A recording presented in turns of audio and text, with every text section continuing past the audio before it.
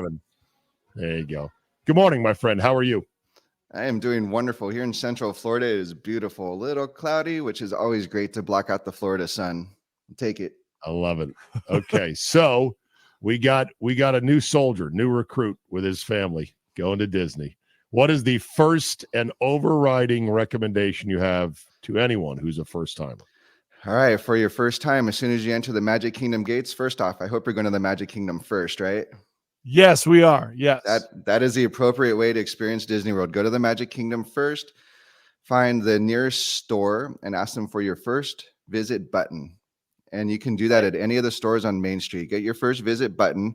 All of you need to get that. So I want to see you wearing it, your kids, your wife, everybody. Get them personalized, get them dated. How do you prove it's your first time? Well, luckily, they will not really ask you, right? They'll just take you at your word and give them to you. I'll let you in on a secret. We get so many of those buttons. Sometimes we even get first times. So we took my parents for the first time to the Magic Kingdom about 3 years ago now. And I proudly wore a first visit button that day with them because it was the first time I was there with them. So why not be a first visit? I love it. I love it. All right, so this is the big question. My wife has stayed up all night. She's stressing about it. Genie Plus, we've tried to figure it out. But what's the best strategy for Genie Plus for a 3 and a 5-year-old? We don't need to be on all the fancy rides. But what's the best strategy to use it for that age group? All right. So for the younger kids, obviously you're not going to go on the big hitters like you just said. So there's no Thunder Mountain, there's no Space Mountain in your future, probably not a Haunted Mansion, although you could probably test the 3 and 5-year-old with the Haunted Mansion, but you might be stretching it a little bit. So what I do tell people with the younger kids is you can concentrate on the character meet and greets. So depending on what their interests are, you have Mickey Mouse does Lightning Lane returns for meet and greets. The princesses over in Fantasyland, which is right behind the castle, they have timed returns. So those are good things to concentrate on. 3 and 5-year-old will probably appreciate Pirates of the Caribbean. That gets a pretty long line as the Magic Kingdom day goes on. Jungle Cruise. So the Jungle Cruise, they should both like that attraction, and it is one of the more popular Genie Plus rides. So your 7 a.m. Genie Plus, my recommendation is Jungle Cruise. All right, perfect. Let's take one step back here. Yes. Quick, Okay, Kev, go ahead. Because I want to make sure that we explain to Butchie, when you have Genie Plus, someone is using their phone at all times.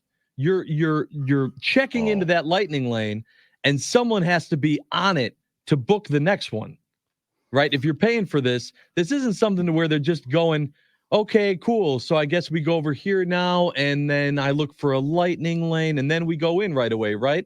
It's not how it works. You got to schedule it, right? Oh, yeah. So your first step is obviously to purchase it. So I believe you have to do that the day of. So I don't think you've purchased it yet. I think they did away with the pre-purchasing of that. You used to be able to do this before you got there. Now it's a daily event.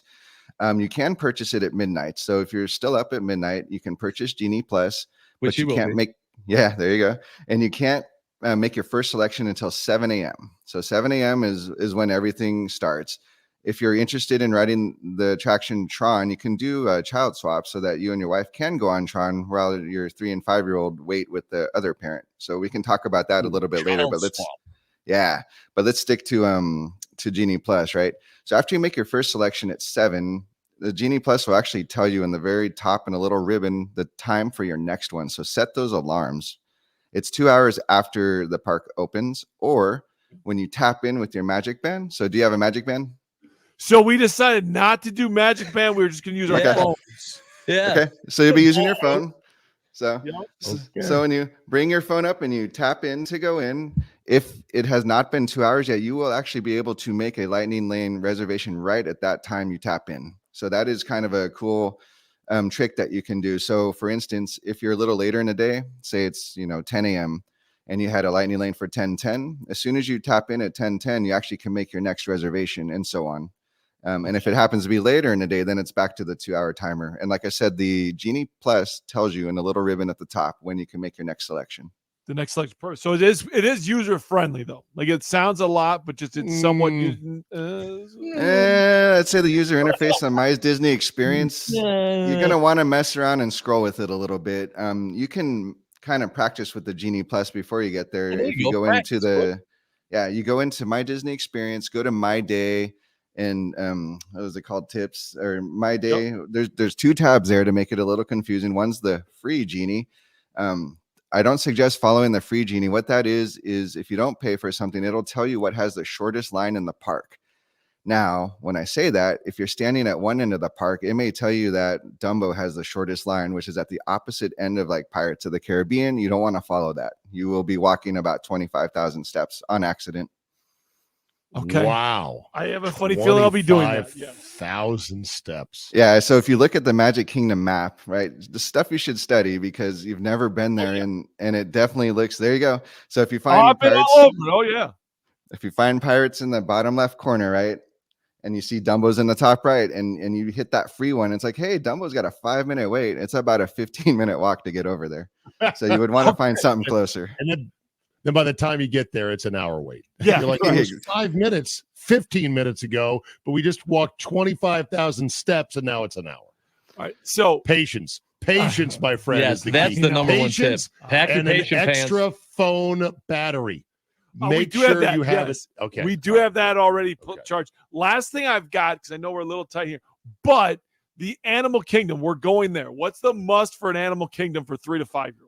Safari. Got to go to Kilimanjaro Safari. It's in the back left corner. The best attraction in the park is Flight of Passage in an Avatar.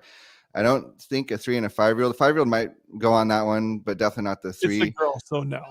Yeah. Okay, so yeah, so the Safari is your number 1 target. All right. Now, does it make sense to get there because we're staying on the resort? So the early, entry, does it make sense to do that every day? Yes. Get that early entry in. Use it. Target which attraction you're going to go for. So Animal Kingdom is Safari.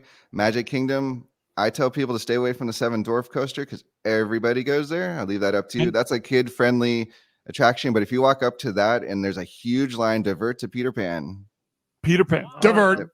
There's going to be probably a lot of that, but yes. Remember the phrase Hakuna Matata. Their stress-free philosophy. You're in the happiest place on earth. Your kids are going to be hot. They're going to be tired. They're going to cry. Your wife and you are going to be at each other's throats, right, Josh? Oh, absolutely. Absolutely. But it's all part of you got to have united front. You got to wear your patient pants. But I'm telling you, the first time you see, your little girl with those princesses, you're going to be like totally worth it. Oh, yeah. We're doing the castle, bippity boppity boo. We got that. And we got the fireworks dessert thing we've got booked already. My wife wanted to do. So I think we're all right. But I do like. You got a good plan. You sound like you got a pretty good plan in place. All right. I like it. It lets me feel good about it. All right. Thank you. We'll send you to your people to your YouTube page and your YouTube channel, A Disney Kind of Life. Kevin Wilcox, thank you for your time this morning. Wish we had more time. Thank you very much for having me. Appreciate it. There you go. Thanks, Kevin.